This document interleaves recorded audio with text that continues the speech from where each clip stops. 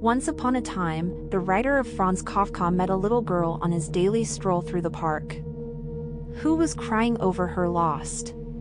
Kafka told her he happened to be a mailman for doll posts, and for several weeks he delivered letters from the doll to the girl. The doll described her new and faraway adventures, and after some 20 letters bid the girl farewell, for she was getting married. With the last letter, Kafka gave the girl an actual new doll hidden in the skirt, of which he left a note not to be found until years later. "Everything that you will love, you will eventually lose," it read. "But love will return again in a different form." Well, this beautiful story is hard to verify. Its message is not. Life is bittersweet. And the only way we can fully savor it is if we embrace both the light and the dark.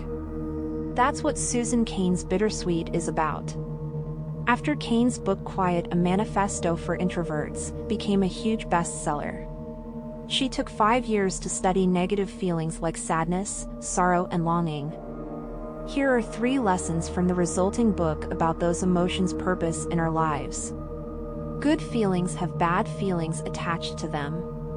And if you reject one, you reject both. The Western world is too bent on positivity because it constantly thinks in winners and losers. Our sense of mortality heightens as we age, and this, ironically, makes us happier. Let's dive into the complex world of human feelings and see what we can learn.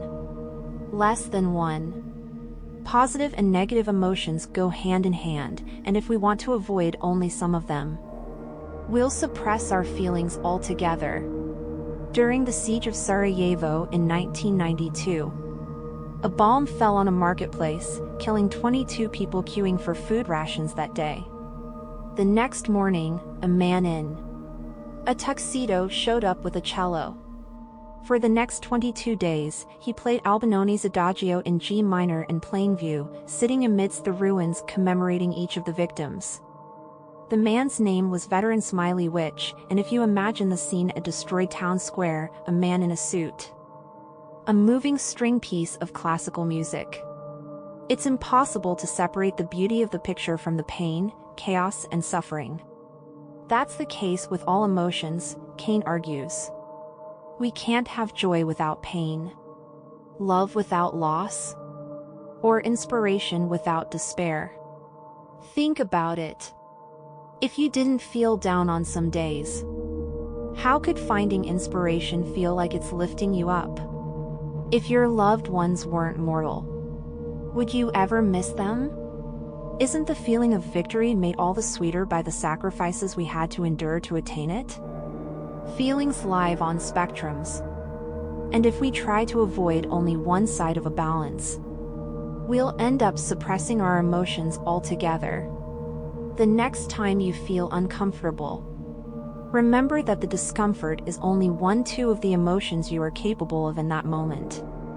Look for the other side of the coin. Find the beauty, inspiration, or serenity that comes with it, and you'll walk the bittersweet balance of life. Lesson 2. Western society's focus on winners versus losers has led to a forced positivity craze. Americans supposedly smile more than any other people in the world, and yet they also struggle with happiness. According to studies, 30% of Americans will suffer from anxiety at some point in their lives, and 1 in 5 will develop major depression. Cain suggests the habit of smiling goes back to the first American settlers of Calvinist faith. They believed everything in life was preordained, including whether they'd end up in heaven or hell. With such little actual control, people were encouraged to act like winners. And that mentality sticks until today. In the West, we think we can win at life in our careers, in relationships, and even against diseases and death itself. In reality, just like not every Calvinist went to heaven, we can't win at everything. Especially not all the time. It's okay to lose. You can have a bad day and life still goes on, you know. It's nice to be nice, but sometimes you'll feel like crap. And while you don't have to yell at people over it, you also don't have to pretend you're having the time of your life. There's more to life than winning and losing. And if you're tired of fake positivity, I encourage you to also check out Mark Manson's The Subtle Art of Not Giving a. Now, before we get into lesson number 3, I want to give a quick shout out to short form. Short form aims to provide the most in-depth book summaries on the planet, and therefore their extensive book guides cover not 3, not 10, but all the important ideas from a book. They even include useful exercises to make sure you'll actually implement the ideas in your life. If you're the kind of person who wants to get the absolute most out of any book they read, short form is the perfect tool for you. Use our affiliate link below this video to sign up for a free 5-day trial and secure a 20% discount should you keep your subscription. You'll also support the channel at no extra cost, as we'll get a small commission for referring you. Sign up today and start learning right away. And with that, back to the video. Lesson 3. The older you get, the more aware of your mortality you'll become. And this actually makes you happier. The most liked tweet on Twitter marks the passing of Chadwick Boseman, who played the Black Panther. Here too, pain and joy go hand in hand. In the movie sequel, his sister Sherry struggled with his death.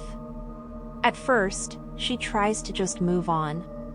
But it only makes her angry and resentful.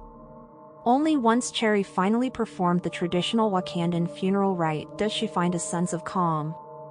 We needn't mute grief to deal with it. We can sit with it. Embrace it. And it will allow us to remember who we've lost without becoming completely paralyzed each time we think about them. You know who's good at this? The elderly. According to Dr. Laura Carstensen, older people's heightened sense of impermanence makes them happier and forgive more easily. They are slow to anger and fast to be grateful. They've seen their fair share of loss. And they know the end is coming.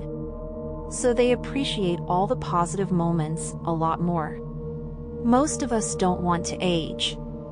But the very thing we fear, death approaching, is the thing that also turns us into happier people as we get older.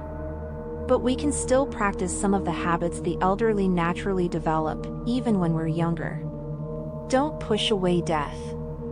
And don't try to shut out grief when it comes. Reflect on your mortality regularly and you'll appreciate life more.